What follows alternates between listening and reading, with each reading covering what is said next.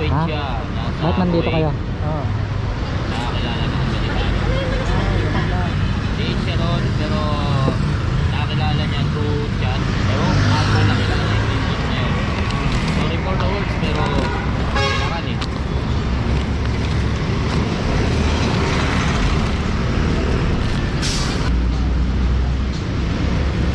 Baka isa. Ayan. Buka pa isang tinidor. Bigay mo yung tubig isa kay kuya. Salamat po. Tinidor. Ba't nandito kayo? Mapalipasoros lang po. Saan kayo papunta? Naghahanap po ng mauupahan. Ah, Wala kayong bahay? Anong nangyari? Kapalayas po. Napalayas kayo? Sa pagkulang kayo ng kapatid? Apat po. Nasaan po yung isa? Makakos papa namin. Bakit? Kasama niyo yung papa niyo? nasa yung papa nyo? Naghahanap ng paupahan. Opo. Ay yung mama nyo? Kilala ko hiwalay na. Ay walay na. Saan pa kayo dati nakatira? Pwede lang kos po. P. De La Cruz. So dito lang kayo natutulog sa gabi? Yung po sa simbahan. Kailan pa kayo pinalayas?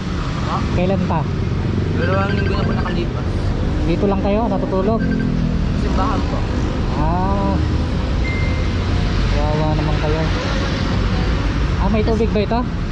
May tubig ka na? Gabi? Tubig. Kawawa naman sa mga batang to, pinalayas sa kanilang inuupahang bahay. Kain ka na habang mainit to. Sige na, wag na, kainin nyo na habang mainit pa. Pag malamig na yan, wala na, hindi na masyadong masarap. Bakit iniwan kayo ng mama nyo? Ha? Bakit iniwan kayo ng mama nyo? Kasi gusto ko maliligo. Bakit kayo iniwan ng mama mo? Ha? Naghanap po ng iba sa buhay. Ha? Naghanap po ng ibang lalaki sa buhay. Ah, magkikinap ng ibang lalaki. Naku po. Napakawalang puso naman ng mama nyo dahil iniwan kayo.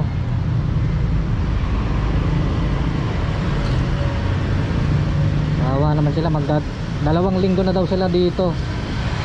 Mula nang pinalayas sila sa kanilang inuupahan. Mga anong oras ba darating yung papa nyo? Ah, hindi mo alam. Yan po mga kasimple, no? Mayroong pamilya dito na pinalayas ng kanilang pinalayas sa kanilang inuupahang bahay. Ito po sila, oh.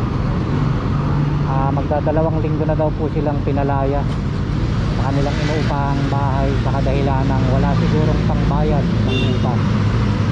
So lapitan natin sila. So dito lang kayo naka-stay sa waiting shed. So Maghapon po. sa maghapon. Pero saan kayo natutulog? Ng gabi, dyan po sa may simbahan. Sa simbahan kayo natutulog. So ilang taon ka na? 15 po. Itong kapatid mo? 12. Ito 9, tapos may maliit pa Opo. kasama ng tatay mo. Kayo ba'y nag-aaral? Opo. Anong grade ka na? Grade 8 po. Ito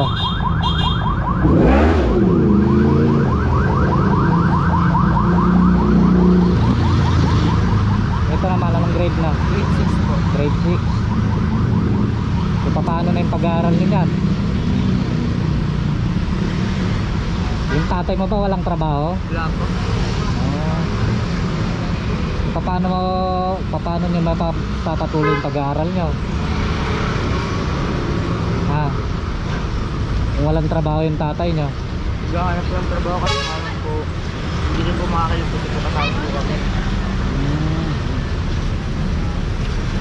Ano ba yung pwedeng maging trabaho ng tatay mo? Yung alam niya, yung nalalaman niya? Driver po. Driver. Bakit nawalan siya ng trabaho? Natanggal po. Natanggal. Marami na mapapasukang iba dyan. Nakakaawa po yung itsura nitong mga batang to. So sana makahanap ng trabaho yung tatay nyo para makahanap kayo ng bagong matutuluyan para maituloy nyo yung pag-aaral nyo, no? Babata nyo pa.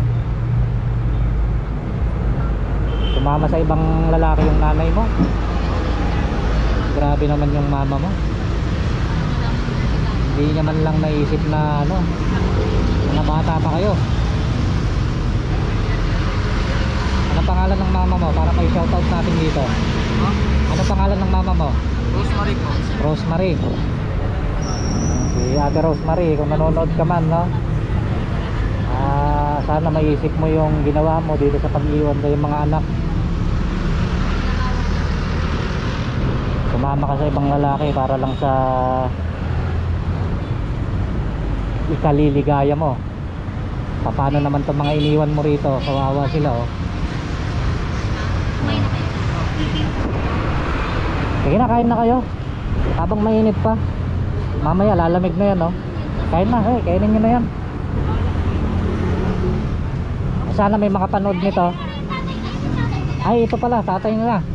Tatay, mga vlogger kami. Oo. Bakit yung ganito yung sitwasyon ninyo?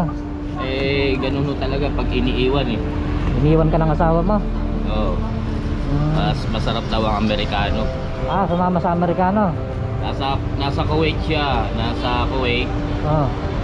Nakakilala ng Amerikano. Yun lang. Date siya ron, pero nakakilala niya through chat. Ewan kung paano niya nakilala yung nindot na yun. Sorry for the words, pero kailangan eh.